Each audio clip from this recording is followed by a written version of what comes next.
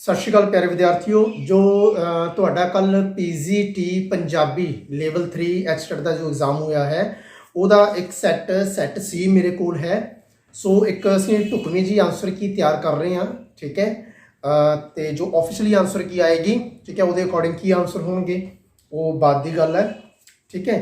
ਸੋ ਅਸੀਂ ਸ਼ੁਰੂ ਕਰ ਰਹੇ ਹਾਂ। ਤੇ ਸ਼ੁਰੂ ਕਰਨ ਤੋਂ ਪਹਿਲਾਂ ਮੈਂ ਦੱਸਦਾ ਕਿ ਕੁਝ ਪ੍ਰੀਵੀਅਸ ਪੇਪਰ ਜੋ ਅਗਰ ਤੁਸੀਂ ਪੜ੍ਹੇ ਹੋਣ, ठीक है, तो ਉਹਦੇ ਵਿੱਚੋਂ बहुत सारा ਇਹਦੇ ਵਿੱਚ ਮੈਟਰ ਆਇਆ ਹੋਇਆ ਹੈ, ठीक है। सो TGT वाले भी अपना थोड़ा प्रीवियस पेपर ਨੂੰ ਪੜ੍ਹ ਕੇ ਜਾਣ, ठीक है जी। सो ਅਸੀਂ ਸ਼ੁਰੂ ਕਰ ਰਹੇ ਹਾਂ ਜੀ ਪ੍ਰਸ਼ਨ 91 ਤੋਂ, ठीक है। ਬਾਕੀ ਪ੍ਰਸ਼ਨ ਦੇ ਅਕੋਰਡਿੰਗ ਆਪਣੇ ਮੈਚ ਕਰ ਲੈਣ। ਸੋ 91 ਨੰਬਰ ਪ੍ਰਸ਼ਨ ਹੈ, ਨਾਟਕ ਵਿੱਚ ਸਮੇਂ ਸਥਾਨ ਅਤੇ ਕਾਰਜ ਦੀ ਏਕਤਾ ਬੜੀ ਲੋੜੀਂਦੀ ਹੁੰਦੀ ਹੈ। ਸ਼ੋਭਾ ਸ਼ਕਤੀ ਨਾਟਕ ਦੇ ਦੂਸਰੇ ਹਿੱਸੇ ਵਿੱਚ ਕਿਸ ਸਮੇਂ ਅਤੇ ਸਥਾਨ ਦਾ ਜ਼ਿਕਰ ਹੋਇਆ ਹੈ। सो दूसरे हिस्से मतलब दूसरा नाट।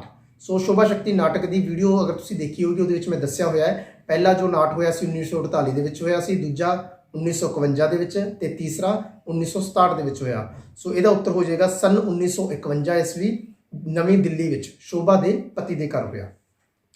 ਅਗਲਾ ਪ੍ਰਸ਼ਨ ਹੈ ਜੀ, ਜੇ ਤੂੰ ਗਲ ਵਿੱਚ ਫੁੱਲਾਂ ਦਾ ਹਾਰ ਪਾਇਆ ਤੇਰੇ ਲੱਕ ਨੂੰ ਪਏ ਕੜਵੱਲ ਮੋਈਏ, ਜੇ ਤੂੰ ਹੱਥਾਂ ਤੇ ਪੈਰਾਂ ਨੂੰ ਲਾਈ ਮਹਿੰਦੀ ਭਾਰ ਨਾਲ ਤੂੰ ਸੱਕੀ ਨਾ ਹੱਲ ਮੋਈਏ। ਇਹਦੇ ਵਿੱਚ ਦੱਸਣਾ ਹੈ ਜੀ ਅਲੰਕਾਰ ਕਿਹੜਾ ਹੈ। ਸੋ ਇਸ ਦੇ ਵਿੱਚ ਵੱਧ ਚੜ ਕੇ ਗੱਲ ਕੀਤੀ ਹੋਈ ਹੈ ਤੇ ਵਧਾ ਚੜਾ ਕੇ ਜੋ ਗੱਲ ਕੀਤੀ ਜਾਵੇ ਉਹ ਅਤ ਕਥਨੀ ਅਲੰਕਾਰ ਹੁੰਦਾ ਹੈ। ਸੋ ਸਾਡਾ ਉੱਤਰ ਹੋ ਜਾਏਗਾ ਅਤ ਕਥਨੀ ਅਲੰਕਾਰ। ਫਿਰ ਹੈ ਜੀ 93 ਨੰਬਰ ਪ੍ਰਸ਼ਨ, ਚੰਡੀ ਦੀ ਵਾਰ ਵਿੱਚ ਦਰਜ ਨਿਮਨਲਿਖਤ ਸਤਰ ਪੰਕਤੀ ਜੰਗ ਮੁਸਾਫਾ ਵੱਜਿਆ ਰਣਕੂਰੇ ਨਗਾਰੇ ਚਾਵਲੇ ਵਿਚਲੇ ਸ਼ਬਦ ਜੰਗ ਮੁਸਾਫਾ ਤੋਂ ਕੀ ਭਾਵ ਹੈ। ਸੋ ਜੰਗ ਦਾ ਅਰਥ ਹੋ ਗਿਆ ਯੁੱਧ, ਲੜਾਈ, ਠੀਕ ਹੈ। ਤੇ ਜੋ ਮੁਸਾਫਾ ਸ਼ਬਦ ਹੈ ਇਹਦਾ ਅਰਥ ਨਗਾਰਾ ਹੁੰਦਾ ਹੈ, ਠੀਕ ਹੈ। ਸੋ ਜੰਗ ਦਾ ਨਗਾਰਾ, ਠੀਕ ਹੈ, ਇਹਦਾ ਉੱਤਰ ਹੋਏਗਾ ਜੰਗ ਦਾ ਨਗਾਰਾ। ਪਰ ਇੱਥੇ ਨਗਾਰਾ ਸ਼ਬਦ ਨਹੀਂ ਦਿੱਤਾ ਹੋਇਆ, ਸੋ ਅਸੀਂ ਜੰਗ ਦਾ ਰਣਸਿੰਗਾ ਕਹਿ ਸਕਦੇ ਹਾਂ, ਰਣਸਿੰਗਾ, ਠੀਕ ਹੈ। ਅਗਲਾ ਪ੍ਰਸ਼ਨ ਹੈ ਜੀ 94 ਦਾ, ਹਾਸ਼ਮ ਸ਼ਾਹ ਦੁਆਰਾ ਰਚੀ ਗਈ ਉਹ ਕਿਹੜੀ ਰਚਨਾ ਹੈ ਜੋ ਲੋਕਾਂ ਵਿੱਚ ਸਭ ਤੋਂ ਵੱਧ ਹਰਮਨ ਪਿਆਰੀ ਹੈ। ਸੋ ਜੋ ਸੱਸੀ ਪੁੰਨੂ ਰਚਨਾ ਹੈ ਉਹ ਹਾਸ਼ਮ ਸ਼ਾਹ ਦੀ ਸਭ ਤੋਂ ਹਰਮਨ ਪਿਆਰੀ ਰਚਨਾ ਸੀ ਜੀ। ਫਿਰ 95 ਨੰਬਰ ਪ੍ਰਸ਼ਨ ਹੈ ਜੀ, ਕਾਵ ਕੀਰਤੀ ਪੁਸਤਕ ਵਿੱਚ ਸ਼ਾਮਲ ਕਵਿਤਾ ਸੁਭਾਸ਼ ਬਾਬੂ ਦੇ ਗੁੰਮ ਹੋ ਜਾਣ ਦੇ ਰਚਨਾਕਾਰ ਕੌਣ ਹਨ। ਸੁਭਾਸ਼ ਬਾਬੂ ਦੇ ਗੁੰਮ ਹੋ ਜਾਣ ਦੇ ਰਚਨਾਕਾਰ ਹਨ ਜੀ ਬਾਬਾ ਬਲਵੰਤ। ਫਿਰ ਹੈ ਜੀ 96 ਨੰਬਰ ਪ੍ਰਸ਼ਨ, ਹਰਚਰਨ ਸਿੰਘ ਰਚਿਤ 3 ਅੰਕੀ ਨਾਟਕ ਸ਼ੋਭਾ ਸ਼ਕਤੀ ਵਿੱਚ ਪੇਸ਼ ਹੋਇਆ ਮੁੱਖ ਮੁੱਦਾ ਕੀ ਹੈ। ਸੋ ਚਾਰੇ ਆਪਸ਼ਨ ਲਗਭਗ ਸੇਮ ਲੱਗ ਰਹੇ ਨੇ, ਪਰ ਜੇ ਸ਼ੋਭਾ ਸ਼ਕਤੀ ਨਾਟਕ ਨੂੰ ਪੜ੍ਹਦੇ ਹਾਂ ਤਾਂ ਉਹਦੇ ਵਿੱਚ ਸ਼ੋਭਾ ਦੇ ਧੀ ਹੋਣ ਦਾ, ਪਤਨੀ ਹੋਣ ਦਾ ਤੇ ਮਾਂ ਹੋਣ ਦੇ ਬਾਅਦ ਜੋ ਵਿਰੋਧ ਦਰਸਾਇਆ ਗਿਆ ਹੈ, ਠੀਕ ਹੈ, ਉਸ ਨੂੰ ਦਰਸਾਇਆ ਗਿਆ ਹੈ। ਸੋ ਮੇਰੇ ਅਕੋਰਡਿੰਗ ਇਹਦਾ ਉੱਤਰ ਔਰਤ ਦੇ 3 ਰੂਪ ਧੀ, ਪਤਨੀ ਅਤੇ ਮਾਂ ਦੇ ਵਿਰੋਧ ਨੂੰ ਪੇਸ਼ ਕਰਨਾ ਇਹਦਾ ਉੱਤਰ ਹੋਏਗਾ। ਸੋ ਆਫੀਸ਼ੀਅਲੀ ਆਨਸਰ ਕੀ ਕਹਿੰਦੀ ਹੈ ਬਾਅਦ ਚ ਦੇਖਾਂਗੇ ਜੀ। 97 ਨੰਬਰ ਪ੍ਰਸ਼ਨ ਹੈ, ਬਰਨ ਚਿੰਨ ਜੈ ਜਾਤ ਨਾ ਪਾਤਾ ਸਤਰ ਮਿੱਤਰ ਜੈ ਤਾਤ ਨਾ ਭਰਾਤਾ ਸਭ ਤੇ ਦੂਰ ਸਬਨ ਤੇ ਨੇਰਾ ਜਲ ਥਲ ਮਹਿਮਲ ਜੈ ਬਸੇਰਾ। ਸੋ ਇਹਦੇ ਵਿੱਚ ਸਾਨੂੰ ਦੱਸਣਾ ਸੀਗਾ ਛੰਦ ਕਿਹੜਾ ਹੈ। ਸੋ ਛੰਦ ਦੀ ਅਗਰ ਵੀਡੀਓ ਦੇਖੀ ਹੋਏਗੀ ਤਾਂ ਉਹਦੇ ਵਿੱਚ ਦੱਸਿਆ ਹੋਇਆ ਹੈ ਕਿ ਐਸ ਨੂੰ ਆਪਾਂ 2 ਕਾਊਂਟ ਕਰਦੇ ਹਾਂ, ਆਈ ਨੂੰ 1 ਕਾਊਂਟ ਕਰਕੇ ਚੱਲਦੇ ਹਾਂ। ਅਗਰ ਤੁਸੀਂ ਉਸ ਤਰ੍ਹਾਂ ਕੱਢਿਆ ਹੋਏਗਾ, ਠੀਕ ਹੈ, ਤਾਂ ਇਹਦਾ ਉੱਤਰ ਤੁਹਾਨੂੰ ਸ਼ਾਇਦ ਪਤਾ ਲੱਗ ਗਿਆ ਹੋਵੇਗਾ। ਸੋ ਮੇਰੇ ਅਕੋਰਡਿੰਗ ਇਹਦਾ ਉੱਤਰ ਚੌਪਈ ਹੋਣਾ ਚਾਹੀਦਾ ਹੈ, ਚੌਪਈ, ਠੀਕ ਹੈ, ਤਾਂ ਇਹਦਾ ਉੱਤਰ ਚੌਪਈ ਹੋਏਗਾ ਜੀ। 98 ਨੰਬਰ ਪ੍ਰਸ਼ਨ ਹੈ, ਸ਼ੋਭਾ ਸ਼ਕਤੀ ਨਾਟਕ ਦੇ ਤੀਜੇ ਅੰਕ ਨਾਟ ਦੀ ਝਾਕੀ ਕਿਸ ਥਾਂ ਤੇ ਵਾਪਰਦੀ ਹੈ। ਸੋ ਪਹਿਲਾ ਜੋ ਅੰਕ ਵਾਪਰਿਆ ਸੀ ਪਿਤਾ ਦੇ ਘਰ, ਦੂਜਾ ਪਤੀ ਦੇ ਘਰ ਤੇ ਤੀਜਾ ਉਹਦੇ ਪੁੱਤਰ ਦੇ ਘਰ। ਸੋ ਉੱਤਰ ਹੋਏਗਾ ਸ਼ੋਭਾ ਦੇ ਪੁੱਤਰ ਦੇ ਘਰ, ਠੀਕ ਹੈ। ਅਗਲਾ ਪ੍ਰਸ਼ਨ ਹੈ 99, ਨਿਮਨਲਿਖਤ ਵਿੱਚੋਂ ਕਿਹੜੀ ਕਵਿਤਾ ਪ੍ਰੋਫੈਸਰ ਪੂਰਨ ਸਿੰਘ ਦੀ ਨਹੀਂ ਹੈ। ਸੋ ਕੱਖਾਂ ਦੀ ਕੁੱਲੀ ਜੋ ਹੈ ਉਹ ਪ੍ਰੋਫੈਸਰ ਪੂਰਨ ਸਿੰਘ ਦੀ ਨਹੀਂ ਹੈ, ਕੱਖਾਂ ਦੀ ਕੁੱਲੀ। ਅਗਲਾ ਪ੍ਰਸ਼ਨ ਹੈ ਜੀ 100 ਨੰਬਰ ਦਾ, ਸ਼ਾਹ ਹੁਸੈਨ ਸੂਫੀਆਂ ਦੇ ਕਿਸ ਸਿਲਸਿਲੇ ਸੰਪਰਦਾਇ ਜਾਂ ਫਿਰਕੇ ਨਾਲ ਸੰਬੰਧ ਰੱਖਦੇ ਹਨ। ਸੋ ਸ਼ਾਹ ਹੁਸੈਨ ਜੀ ਮਲਾਮਤੀ ਸੰਪਰਦਾਇ ਨਾਲ ਸੰਬੰਧ ਰੱਖਦੇ ਹਨ ਜੀ। 101 ਨੰਬਰ ਵਾਲਾ ਪ੍ਰਸ਼ਨ ਹੈ ਜੀ, ਸ਼ੀਸ਼ੇ ਸਾਹਮਣੇ ਰਚਨਾ ਦੇ ਰਚਨਾਕਾਰ ਕੌਣ ਹਨ ਅਤੇ ਇਹ ਸਾਹਿਤ ਦੇ ਕਿਸ ਰੂਪ ਨਾਲ ਸੰਬੰਧਿਤ ਹੈ। ਸੋ ਉੱਤਰ ਹੈ ਜੀਤ ਸਿੰਘ ਸ਼ੀਤਲ, ਆਤਮ ਚਿੱਤਰ, ਰੇਖਾ ਚਿੱਤਰ, ਠੀਕ ਹੈ। 102 ਨੰਬਰ ਪ੍ਰਸ਼ਨ ਹੈ ਜੀ, ਸ਼੍ਰੀ ਗੁਰੂ ਨਾਨਕ ਸਾਹਿਬ ਨੇ ਸੰਸਕ੍ਰਿਤ ਦੀ ਸਿੱਖਿਆ ਕਿਸ ਵਿਦਵਾਨ ਪਾਸੋਂ ਹਾਸਲ ਕੀਤੀ। ਸੋ ਉਹਨਾਂ ਨੇ ਜੋ ਸੰਸਕ੍ਰਿਤ ਦੀ ਵਿਦਿਆ ਹਾਸਲ ਕੀਤੀ ਸੀ ਉਹ ਪੰਡਤ ਬ੍ਰਿਜਨਾਥ ਸ਼ਰਮਾ ਕੋਲੋਂ ਪ੍ਰਾਪਤ ਕੀਤੀ ਸੀ। ਫਿਰ ਜੀ ਨੰਬਰ 103, ਉਹ ਕਿਹੜਾ ਪਾਤਰ ਹੈ ਜਿਸ ਨੂੰ ਸ਼ੋਭਾ ਸ਼ਕਤੀ ਨਾਟਕ ਦੇ ਕਾਰਜ ਨੂੰ ਚਲਾਉਣ ਅਤੇ ਮਗਾਉਣ ਵਾਲੀ ਮੁੱਖ ਸੰਚਾਲਕ ਸ਼ਕਤੀ ਕਿਹਾ ਜਾ ਸਕਦਾ ਹੈ। ਸੋ ਇਹਦੇ ਵਿੱਚ ਜੋ ਮੁੱਖ ਸ਼ਕਤੀ ਹੈ ਉਹ ਸ਼ੋਭਾ ਨੂੰ ਮੰਨਿਆ ਗਿਆ ਹੈ, ਠੀਕ ਹੈ, ਜੋ ਸ਼ੁਰੂ ਤੋਂ ਐਂਡ ਤੱਕ ਵਿਚਰਦੀ ਰਹਿੰਦੀ ਹੈ, ਠੀਕ ਹੈ, ਤਾਂ ਸ਼ੋਭਾ ਇਹਦਾ ਉੱਤਰ ਹੋਏਗਾ ਜੀ। ਫਿਰ ਹੈ ਜੀ ਨਿਮਨਲਿਖਤ ਵਿੱਚੋਂ ਪ੍ਰੋਫੈਸਰ ਪੂਰਨ ਸਿੰਘ ਬਾਰੇ ਕਿਹੜਾ ਕਥਨ ਠੀਕ ਨਹੀਂ ਹੈ। ਉਹ ਇੱਕ ਕਵੀ ਸਨ, ਬਿਲਕੁਲ ਸਹੀ ਕਵੀ ਹਨ ਉਹ ਇੱਕ ਰਸਾਇਣਿਕ ਵਿਗਿਆਨੀ ਵੀ ਸਨ। ਠੀਕ ਹੈ, ਉਹ ਸੁਤੰਤਰਤ ਖਿਆਲਾਂ ਵਾਲੇ ਵੀ ਸਨ ਤੇ ਖੁੱਲੀ ਕਵਿਤਾਵਾਂ ਲਿਖਦੇ ਸਨ। ਤੇ ਇਹਦਾ ਉੱਤਰ ਹੋਏਗਾ ਉਹ ਇੱਕ ਕੁਲਵਕਤੀ ਪੱਤਰਕਾਰ ਸਨ। ਇਹ ਉੱਤਰ ਹੋਏਗਾ ਜੀ। ਠੀਕ ਹੈ, ਉਹ ਕੁਲਵਕਤੀ ਪੱਤਰਕਾਰ ਹਨ ਸਨ। ਇਹ ਇਹਦਾ ਉੱਤਰ ਹੋਏਗਾ। ਪੱਗ ਵੇਚ ਕੇ ਘਿਓ ਨਹੀਂ ਖਾਈਦਾ, ਇਹ ਖਾਣ ਕਿਸ ਹਾਲਾਤ ਵਿੱਚ ਕਿਹੋ ਜਿਹੇ ਮੌਕੇ ਤੇ ਵਰਤਿਆ ਜਾਂਦਾ ਹੈ? ਸੋ ਜਿਵੇਂ ਆਪਾਂ ਕਹਿ ਦਿੰਦੇ ਹਾਂ ਕਿ ਆਮਦਨ ਘੱਟ ਹੋਵੇ ਤੇ ਖਰਚਾ ਵੱਧ ਹੋਵੇ। ਠੀਕ ਹੈ, ਸੋ ਉਹਦੇ ਉਲਟੀ ਆਪਾਂ ਬਿਲਕੁਲ ਉਹਦਾ ਪ੍ਰੈਵਾਚੀ ਆਪਾਂ ਬਣਾ ਸਕਦੇ ਹਾਂ ਸਮਾਨਾਰਥਕ, ਕਿ ਜਦੋਂ ਬਿਨਾਂ ਲੋੜ ਤੋਂ ਕੇਵਲ ਦਿਖਾਵੇ ਅਤੇ ਵਡਿਆਈ ਖਾਤਰ ਅਸੀਂ ਵਿੱਤੋਂ ਬਾਹਰ ਖਰਚਾ ਕਰਦੇ ਹਾਂ। ਠੀਕ ਹੈ, ਵੱਡਾ ਖਰਚਾ ਕਰਦੇ ਹਾਂ, ਤਾਂ ਅਸੀਂ ਕਹਿ ਸਕਦੇ ਹਾਂ ਪੱਗ ਵੇਚ ਕੇ ਘਿਓ ਨਹੀਂ ਖਾਈਦਾ। ਸੋ ਇਹਦਾ ਉੱਤਰ ਹੋਏਗਾ ਜਦੋਂ ਕੋਈ ਬਿਨਾਂ ਲੋੜ ਤੋਂ ਕੇਵਲ ਦਿਖਾਵੇ ਅਤੇ ਵਡਿਆਈ ਖਾਤਰ ਵਿੱਤੋਂ ਬਾਹਰ ਵੱਡਾ ਖਰਚਾ ਕਰਨ ਦੀ ਵਿਉਂਤ ਬਣਾਵੇ ਤਾਂ ਉਸਨੂੰ ਸਮਝਾਉਣ ਲਈ। ਪ੍ਰਸ਼ਨ ਨੰਬਰ 106 ਹੈ ਜੀ, ਲਾਲ ਸਿੰਘ ਪੰਜਾਬੀ ਦੇ ਇੱਕ ਮਸ਼ਹੂਰ ਸਫ਼ਰਨਾਮਾ ਲੇਖਕ ਹੋਏ ਹਨ। ਉਹਨਾਂ ਦੇ ਨਾਂ ਨਾਲ ਕਮਲਾ ਅਕਾਲੀ ਉਪਨਾਮ ਕਿਉਂ ਅਤੇ ਕਿਵੇਂ ਜੁੜਿਆ? ਥੋੜਾ ਜਿਹਾ ਮੇਰੇ ਲਈ ਡਾਊਟਫੁਲ ਹੈ, ਸੌਰੀ। ਠੀਕ ਹੈ, ਸੋ ਮੇਰੇ ਅਕੋਰਡਿੰਗ ਤਾਂ ਇਹਦਾ ਉੱਤਰ ਹੋਣਾ ਚਾਹੀਦਾ ਸੀਗਾ। ਠੀਕ ਹੈ, ਅਕਾਲੀ ਪੱਤਰਿਕਾ ਵਿੱਚ ਕਮਲਾ ਅਕਾਲੀ ਨਾਮਕ ਲੜੀਵਾਰ ਆਰਟੀਕਲ ਲਿਖਣ ਕਰਕੇ। ਸੋ ਆਫੀਸ਼ੀਅਲੀ ਆਨਸਰ ਕੀ ਕਹਿੰਦੀ ਹੈ? ਠੀਕ ਹੈ, ਮੈਂ ਥੋੜਾ ਜਿਹਾ ਡਾਊਟਫੁਲ ਹਾਂ 106 ਨੰਬਰ ਪ੍ਰਸ਼ਨ ਦੇ ਵਿੱਚ, ਸੈਟ ਸੀ ਦੇ ਵਿੱਚ ਜੀ। ਪ੍ਰਸ਼ਨ 107 ਹੈ ਜੀ, ਇੰਨੇ ਨੂੰ ਗੁੰਬਨ ਦਾ ਆਂਡਾ ਟੋਟੇ ਟੋਟੇ ਹੋ ਗਿਆ, ਚੀਕਾ ਕੁੱਕਾ ਤੇ ਫਰਿਆਦਾ ਜਾਂ ਅੰਬਰ ਨੂੰ ਛੁਇਆ। ਇਹਦੇ ਵਿੱਚ ਗੁੰਬਨ ਦੇ ਆਂਡੇ ਦੇ ਟੁੱਟਣ ਦਾ ਸੰਕੇਤ ਕੀ ਦੱਸਿਆ ਗਿਆ ਹੈ? ਸੋ ਇਹ ਕਵੀ ਦੇ ਮਨ ਦੀ ਕਲਪਨਾ ਹੈ। ਠੀਕ ਹੈ, ਕਵੀ ਆਪਣੇ ਮਨ ਦੇ ਰਾਹੀਂ ਇਹ ਸੋਚਦਾ ਹੈ। ਤਾਂ ਉੱਤਰ ਹੋਏਗਾ ਕਵੀ ਦੇ ਮਨ ਅੰਦਰਲੀ ਇੱਕ ਹਾਂ ਪੱਕੀ ਸੋਚਾਤਮਕ ਖਿਆਲ ਉਡਾਰੀ ਦੇ ਟੁੱਟਣ ਬਾਰੇ। ਠੀਕ ਹੈ, ਅਗਲਾ ਹੈ ਜੀ 108 ਨੰਬਰ, ਛੰਦਾਂ ਦਾ ਕਿਹੜਾ ਜੁੱਟ ਮਾਤਰਕ ਛੰਦ ਦੀ ਵੰਨਗੀ ਵਿੱਚ ਨਹੀਂ ਆਉਂਦਾ? ਸੋ ਇਹ ਥੋੜਾ ਜਿਹਾ ਡਾਊਟਫੁਲ ਪ੍ਰਸ਼ਨ ਹੈ ਜੀ। ਠੀਕ ਹੈ, ਮੈਨੂੰ ਥੋੜਾ ਜਿਹਾ ਇਹ ਚੀਜ਼ ਗਲਤ ਲੱਗੀ। ਅਗਰ ਪ੍ਰਸ਼ਨ ਹੁੰਦਾ ਛੰਦਾਂ ਦਾ ਕਿਹੜਾ ਜੁੱਟ ਮਾਤਰਕ ਛੰਦ ਦੀ ਵੰਨਗੀ ਵਿੱਚ ਆਉਂਦਾ ਹੈ, ਨਹੀਂ ਸ਼ਬਦ ਨਹੀਂ ਹੁੰਦਾ, ਤਾਂ ਇਹਦਾ ਉੱਤਰ ਹੋ ਜਾਂਦਾ ਦੋਹਰਾ ਅਤੇ ਸੋਟਾ। ਹੁਣ ਇਹਨਾਂ ਨੇ ਪੁੱਛਿਆ ਮਾਤਰਕ ਛੰਦ ਦੀ ਵੰਨਗੀ ਵਿੱਚ ਨਹੀਂ ਆਉਂਦਾ। ਸੋ ਕਵਿਤ ਵਰਣਿੰਗ ਛੰਦ ਹੈ, ਦੋਹਰਾ ਮਾਤਰਕ ਛੰਦ ਹੈ। ਸੋ ਪਹਿਲੇ 'ਚ ਇੱਕ ਵਰਣਿੰਗ ਦਿੱਤਾ, ਦੂਜੇ 'ਚ ਇੱਕ ਮਾਤਰਕ ਦਿੱਤਾ। ਦੂਜਾ ਛੋਟਾ ਤੇ ਕੋਡਾ, ਛੋਟਾ ਮਾਤਰਕ ਛੰਦ ਹੈ, ਕੋਡਾ ਵਰਣਿਕ ਛੰਦ ਹੈ। ਤੀਸਰਾ ਬੈਂਤ ਤੇ ਕੋਡਾ, ਬੈਂਤ ਮਾਤਰਕ ਹੈ, ਕੋਡਾ ਵਰਣਿਕ ਹੈ। ਦੋਹਰਾ ਤੇ ਛੋਟਾ ਦੋਨੋਂ ਮਾਤਰਕ ਹਨ। ਸੋ ਇੱਕ ਵਰਣਿਕ ਹੈ, ਇੱਕ ਮਾਤਰਕ ਹੈ, ਇੱਕ ਵਰਣਿਕ ਹੈ, ਇੱਕ ਮਾਤਰਕ ਹੈ, ਇੱਕ ਵਰਣਿਕ, ਇੱਕ ਮਾਤਰਕ, ਇੱਕ ਹੈ ਜੋ ਦੋਨੋਂ ਹੀ ਮਾਤਰਕ ਹਨ। ਸੋ ਮੇਰੇ ਅਕੋਰਡਿੰਗ ਇਹ ਸਵਾਲ ਹੀ ਗਲਤ ਹੈ ਜੀ। ਠੀਕ ਹੈ, ਨਹੀਂ ਨਾ ਹੁੰਦਾ ਤਾਂ ਉੱਤਰ ਸਾਡਾ ਦੋਹਰਾ ਤੇ ਛੋਟਾ ਹੋ ਜਾਣਾ ਸੀਗਾ। ਠੀਕ ਹੈ, ਹੁਣ ਆਫੀਸ਼ੀਅਲੀ ਆਨਸਰ ਕੀ ਕਹਿੰਦੀ ਹੈ?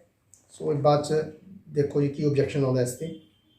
109 ਨੰਬਰ ਪ੍ਰਸ਼ਨ ਹੈ ਜੀ, ਅਲਫ ਅੱਲਾ ਚੰਬੇ ਦੀ ਬੂਟੀ ਮੁਰਸ਼ਿਦ ਮਨ ਵਿੱਚ ਲਾਈ ਹੋ, ਨਫੀ ਅਸਬਾਬ ਦਾ ਪਾਣੀ ਮਿਲੇ ਸੂ ਹਰ ਰੰਗੇ ਰਜਾਈ ਹੋ। ਇਹਦੇ ਵਿੱਚ ਮੁਰਸ਼ਿਦ ਦਾ ਅਰਥ ਦੱਸਣਾ ਹੈ। ਮੁਰਸ਼ਿਦ ਤੋਂ ਭਾਵ ਇੱਥੇ ਗੁਰੂ ਤੋਂ ਹੈ, ਗੁਰੂ।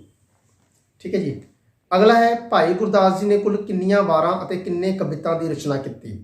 ਸੋ ਇਹਨਾਂ ਨੇ 40 ਵਾਰਾਂ ਅਤੇ 556 ਕਵਿਤਾ ਦੀ ਰਚਨਾ ਕੀਤੀ ਸੀ। ਹਾਂਜੀ, ਪ੍ਰਸ਼ਨ ਨੰਬਰ 111 ਹੈ ਜੀ, ਸੀਨੇ ਖਿੱਚ ਜਿਨ੍ਹਾਂ ਨੇ ਖਾਧੀ ਉਹ ਕਰ ਆਰਾਮ ਨਹੀਂ ਬਹਿੰਦੇ, ਨਿਉ ਵਾਲੇ ਨੈਣਾ ਕੀ ਨਿੰਦਰ ਉਹ ਦਿਨੇ ਰਾਤ ਪਏ ਬਹਿੰਦੇ।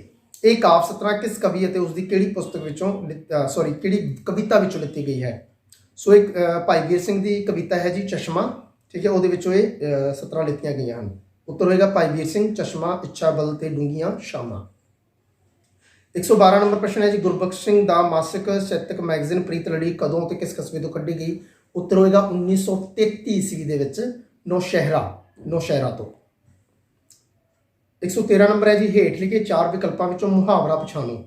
ਸੋ ਮੁਹਾਵਰਾ ਹੈ ਜੀ ਲੱਤਾਂ ਵਿੱਚ ਸਿੱਕਾ ਭਰ ਜਾਣਾ। ਇਹ ਉੱਤਰ ਹੋਏਗਾ ਲੱਤਾਂ ਵਿੱਚ ਸਿੱਕਾ ਭਰ ਜਾਣਾ, ਇਹ ਮੁਹਾਵਰਾ ਹੈ। ਇਹਦਾ ਅਰਥ ਹੁੰਦਾ ਥਕਾਵਟ ਹੋ ਜਾਣਾ, ਥੱਕ ਜਾਣਾ। ਅਗਲਾ ਪ੍ਰਸ਼ਨ ਹੈ, ਅੰਬ ਵੱਢ ਕੇ ਅੱਕ ਨੂੰ ਵਾੜ ਦੇਵੇ ਪਛਤਾਵੇਂਗਾ ਵਕਤ ਵਹਾਈ ਕੇ ਜੀ। ਠੀਕ ਹੈ, ਕਾਦਰ ਯਾਰ ਦੀ ਰਚਨਾ ਵਿੱਚ ਜੋ ਇਹ ਸਤਰਾਂ ਦਿੱਤੀਆਂ ਹਨ, ਇਹਦੇ ਵਿੱਚ ਅੰਬ ਤੇ ਅੱਕ ਤੋਂ ਕੀ ਭਾਵ ਹਨ? ਸੋ ਅੰਬ ਇਹਦੇ ਵਿੱਚ ਪੂਰਨ ਨੂੰ ਕਿਹਾ ਗਿਆ ਹੈ ਅਤੇ ਅੱਕ ਕਿਹਾ ਗਿਆ ਹੈ ਪੂਰਨ ਦੀ ਮਤਰੀ ਮਾਂ ਲੂਣਾ ਨੂੰ। ਸੋ ਉੱਤਰ ਹੋ ਜਾਏਗਾ ਅੰਬ ਪੂਰਨ ਨੂੰ ਕਿਹਾ ਗਿਆ ਜਦੋਂ ਕਿ ਲੂਣਾ ਦੀ ਤੁਲਨਾ ਅੱਕ ਨਾਲ ਕੀਤੀ ਗਈ ਹੈ। 115 ਨੰਬਰ ਪ੍ਰਸ਼ਨ ਹੈ ਜੀ, ਸ਼ੋਭਾ ਸ਼ਕਤੀ ਨਾਟਕ ਦੇ ਕਿਹੜੇ ਭਾਗ ਜਾਂ ਹਿੱਸੇ ਵਿੱਚ ਬਹਾਰ ਰੁੱਤ ਦੀ ਪੇਸ਼ਕਾਰੀ ਹੋਈ ਹੈ? ਸ਼ੋਭਾ ਸ਼ਕਤੀ ਨਾਟਕ ਵਿੱਚੋਂ ਬਹੁਤ ਸਾਰੇ ਆਏ ਹਨ ਜਿਨ੍ਹਾਂ ਨੇ ਵੀਡੀਓ ਦੇਖੀ ਹੋਏਗੀ। ਸੋ ਉਹਨਾਂ ਨੇ ਸ਼ੋਭਾ ਸ਼ਕਤੀ ਦੇ ਜ਼ਰੂਰ ਇਹਨਾਂ ਪ੍ਰਸ਼ਨਾਂ ਨੂੰ ਹੱਲ ਕਰ ਦਿੱਤਾ ਹੋਏਗਾ। ਸੋ ਸ਼ੋਭਾ ਸ਼ਕਤੀ ਦਾ ਪਹਿਲਾ ਭਾਗ ਬਹਾਰ ਰੁੱਤ ਵਿੱਚ ਹੋਇਆ, ਯਾਨੀ ਕਿ ਬਹਾਰ ਮਤਲਬ ਬਸੰਤ ਰੁੱਤ ਵਿੱਚ ਹੋਇਆ। ਸੋ ਇਹ ਜਿਹੜਾ ਉੱਤਰ ਹੋਏਗਾ ਇਹ ਪਹਿਲਾ ਹਿੱਸਾ ਹੋਏਗਾ, ਪਹਿਲਾ। ਠੀਕ ਹੈ, 1948 ਵਾਲਾ ਪਹਿਲੇ ਹਿੱਸੇ ਵਿੱਚ ਜੀ। ਅਗਲਾ ਹੈ 116 ਨੰਬਰ ਪ੍ਰਸ਼ਨ, ਸ਼੍ਰੀ ਗੁਰੂ ਗੋਬਿੰਦ ਸਿੰਘ ਜੀ ਦੇ ਵਧੇਰੇ ਰਚਨਾ ਕਿਸ ਭਾਸ਼ਾ ਵਿੱਚ ਹੈ? ਸੋ ਉਹਨਾਂ ਨੇ ਬ੍ਰਿਜ ਭਾਸ਼ਾ ਵਿੱਚ ਵੀ ਰਚਨਾਵਾਂ ਕੀਤੀਆਂ ਸਨ, ਸੰਸਕ੍ਰਿਤ ਵਿੱਚ ਵੀ ਕੀਤੀਆਂ ਸਨ, ਪਰ ਵਧੇਰੇ ਰਚਨਾ ਦੀ ਗੱਲ ਹੋਈ ਹੈ ਤਾਂ ਪੰਜਾਬੀ ਇਹਦਾ ਉੱਤਰ ਆ ਜਾਏਗਾ, ਪੰਜਾਬੀ ਭਾਸ਼ਾ ਵਿੱਚ। ਅਗਲਾ ਹੈ ਜੀ ਨਿਮਨਲਿਖਤ ਸ਼ਲੋਕ ਭਿਜਿਓ ਸਿਜਿਓ ਕੰਬਲੀ ਅਲਾ ਵਰਸੋਂ ਮੇਹੂ ਜਾਇ ਮਿਲਾ ਤਿਨ ਸੱਜਣਾ ਤੇ ਟਿਉ ਨਾਹੀ ਨੇਹੂ। ਇਹਦੇ ਵਿੱਚ ਮੇਹੂ ਤੇ ਨੇਹੂ ਦੇ ਅਰਥਾਂ ਨੂੰ ਸਪਸ਼ਟ ਕਰਨਾ ਹੈ। ਸੋ ਮੇਹੂ ਦਾ ਅਰਥ ਹੈ ਮੀਂਹ ਤੇ ਨੇਹੂ ਦਾ ਅਰਥ ਹੈ ਪਿਆਰ, ਠੀਕ ਹੈ, ਪ੍ਰੇਮੀ। ਸੋ ਇਸ ਕਵਿਤਾ ਅਨੁਸਾਰ ਜਦੋਂ ਅਸੀਂ ਪ੍ਰੇਮੀ ਨੂੰ ਮਿਲਣ ਜਾਣਾ ਹੈ, ਉਸ ਠੀਕ ਹੈ, ਪ੍ਰੇਮਿਕਾ ਨੂੰ ਮਿਲਣ ਜਾਣਾ ਹੈ, ਪ੍ਰੇਮੀ ਨੂੰ ਮਿਲਣ ਜਾਣਾ ਹੈ, ਸੋ ਫਿਰ ਮੀਂਹ ਪੈ ਜਾਂਦਾ ਹੈ ਤੇ ਮੀਂਹ ਅੜਿੱਕਾ ਕਰ ਰਿਹਾ ਹੈ। ਸੋ ਅਸੀਂ ਉਹਦੇ ਅਕੋਰਡਿੰਗ ਅਸੀਂ ਕੱਢ ਸਕਦੇ ਹਾਂ ਉੱਤਰ ਅੜਿੱਕਾ ਤੇ ਪਿਆਰ, ਠੀਕ ਹੈ, ਅੜਿੱਕਾ ਤੇ ਪਿਆਰ ਇਹਦਾ ਉੱਤਰ ਹੋ ਜਾਏਗਾ। 118 ਨੰਬਰ ਪ੍ਰਸ਼ਨ ਹੈ ਨਿਮਨਲਿਖਤ ਵਿੱਚੋਂ ਕਿਹੜੀ ਕਵਿਤਾ ਹਰਭਜਨ ਸਿੰਘ ਦੀ ਨਹੀਂ ਹੈ। ਸੋ ਪਰਖ ਜੋ ਕਵਿਤਾ ਹੈ ਉਹ ਹਰਭਜਨ ਸਿੰਘ ਦੀ ਨਹੀਂ ਹੈ ਜੀ, ਉੱਤਰ ਹੈ ਪਰਖ। ਕਾਵਿ ਕਮਾਈ ਪੁਸਤਕ ਦੇ ਪ੍ਰਕਾਸ਼ਕ ਕੌਣ ਹੈ। ਸੋ ਕਾਵਿ ਕਮਾਈ ਪੁਸਤਕ ਦੇ ਪ੍ਰਕਾਸ਼ਕ ਜੋ ਹਨ ਜੀ ਕੇਂਦਰੀ ਸੈਕੰਡਰੀ ਸਿੱਖਿਆ ਬੋਰਡ ਨਵੀਂ ਦਿੱਲੀ, CBSE ਬੋਰਡ ਹੀ ਹੈ ਜੀ, ਕੇਂਦਰੀ ਸੈਕੰਡਰੀ ਸਿੱਖਿਆ ਬੋਰਡ ਨਵੀਂ ਦਿੱਲੀ, ਇਹਦਾ ਉੱਤਰ ਹੋਏਗਾ। ਆਧੁਨਿਕ ਗਦ ਰਤਨਾਕਾਰ ਕਿਤਾਬ ਵਿੱਚ ਸ਼ਾਮਲ ਲੇਖ ਸਾਖੀ ਮਲਕ ਭਾਗੋ ਤੇ ਭਾਈ ਲਾਲੋ ਅਨੁਸਾਰ ਲੋਕ ਕੁਰਾਹੀਆਂ ਅਤੇ ਕੁਰਾਹੀਏ ਦੇ ਡੋਮ ਕਿਸ ਨੂੰ ਆਖਦੇ ਹਨ। ਤਾਂ ਉੱਤਰ ਹੋਏਗਾ ਬਾਬਾ ਨਾਨਕ ਅਤੇ ਭਾਈ ਮਰਦਾਨਾ, ਬਾਬਾ ਨਾਨਕ ਅਤੇ ਭਾਈ ਮਰਦਾਨਾ। 121 ਨੰਬਰ ਦਾ ਪ੍ਰਸ਼ਨ ਹੈ ਮਹਾਤਮਾ ਬੁੱਧ ਦਾ ਅਸਲ ਨਾਮ ਕੀ ਸੀ। ਗੌਤਮ ਸਿਧਾਰਥ, ਉਹਨਾਂ ਦਾ ਅਸਲ ਨਾਮ ਸੀ ਗੌਤਮ ਸਿਧਾਰਥ।